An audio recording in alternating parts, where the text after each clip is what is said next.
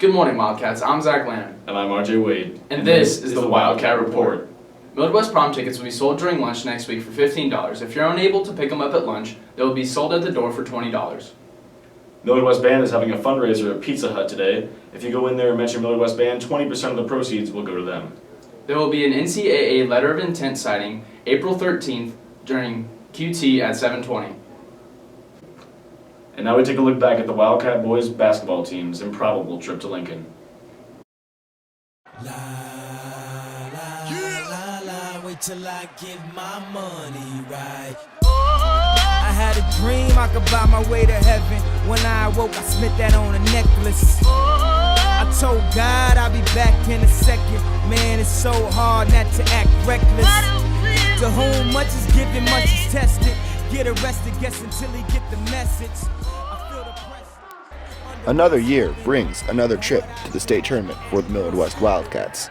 This season, the Wildcats enter as the 8th seed, playing the number 1 seed, Omaha South.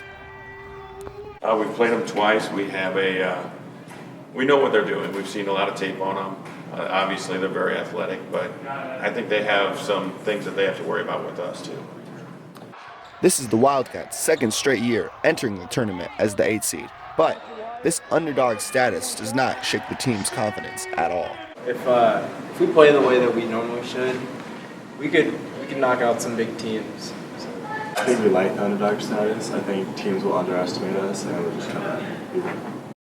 All of the work and intensity the Wildcats have put into each game and practice this season has all come down to this, the road to Lincoln. Oh, I do. I mean, once you get down to state, it's anyone's game. You got to play well for 3 days in a row. The Wildcats played the Packers tough, but were eventually outmatched. They lost by a final score of 64-36. Congratulations to the boys basketball team on a great season and trip to state. This has been Matt Pora and Zach Lanham with the Wildcat Report. Many teens nowadays are looking for an alternative to the conventional cigarette. Now we go to Matt Poro and Zach Lanham for more on the story. For years, high schoolers have depended on cigarettes for their next buzz, but today, that number is declining. With the rise of electronic cigarettes, or vapes, many teens have ditched conventional smoking for a new, more modern alternative. The rise of electronic cigarettes has contributed to the decline of cigarette smoking, but also increased the percent of teens who are new to smoking vapes. I think it's rising mostly because everyone does it. We smoke something. With all of the social stigma surrounding this new epidemic, some people forget about the real issue at hand. How healthy is it? Little is known about the long-term health effects of smoking electronic cigarettes, but many health professionals believe it is not a good alternative from conventional smoking. I wouldn't say it's healthy, but it's cool.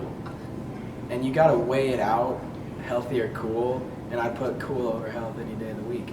Oh, the teens think it's cool. They look mature. It's almost like a status thing for them.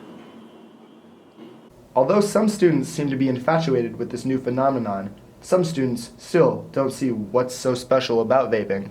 I think it's made it like a little bit more glamorous to do, especially with teenagers. Like it's, oh, I get to have a vape. And I mean, yeah, they make a bunch of fruity flavors and all that, so it's a little bit more appealing to the young folks. Not only are students voicing their opinions, but teachers too. It's a bad idea. I didn't start smoking until I was 21, so obviously I'm against it. Smoking is incredibly expensive. It's one of the dumbest reasons to smoke. After that, dying of cancer. But some students are still reliant on conventional cigarette smoking. It relaxes me when I drive in my car and I smoke. That's pretty much the only time I ever do it. I don't sit at a park and hang out around young kids and smoke all the time. I just kind of do it on my own. This has been Matt Poro and Zach Lanham with the Wildcat Report. And now, we take a turn to the deeper side of the Wildcat Report.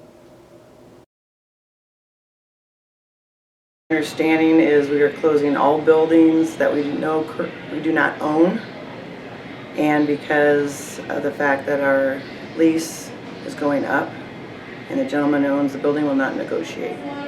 Give a goodbye wave to Bag and Save, because all we have left is DVDs and cough syrup and frowns. As I walk through the empty aisles of Bag and Save, I think of all the jobs lost, all the guys named RJ that got laid off, and whether or not they're going to restock these vending machines because all we have left is Pepsi and we all know that's a garbage beverage. Everything is 50% off. They're throwing stuff out of this almost empty building. It was a quiet, sad day at Bag and Save. Teenagers won't have any problems finding jobs, but the adults, especially the older adults, will have a hard time. This local grocery store is no longer a local grocery store. It's now a local empty building. I hope it doesn't become a Kohl's, because being inside a Kohl's is the worst possible fate I could ever imagine. What an incredible story, RJ. Now let's look at some scoreboards. Millard West Baseball defeated the Lincoln Southwest Silverhawks 9-1. The boys soccer was defeated by Millard South 2-0, and the girls soccer defeated Papio La Vista 3-1. This has been Zach Lanham And RJ Wade with the Wildcat Report. Stay exciting, Wildcats.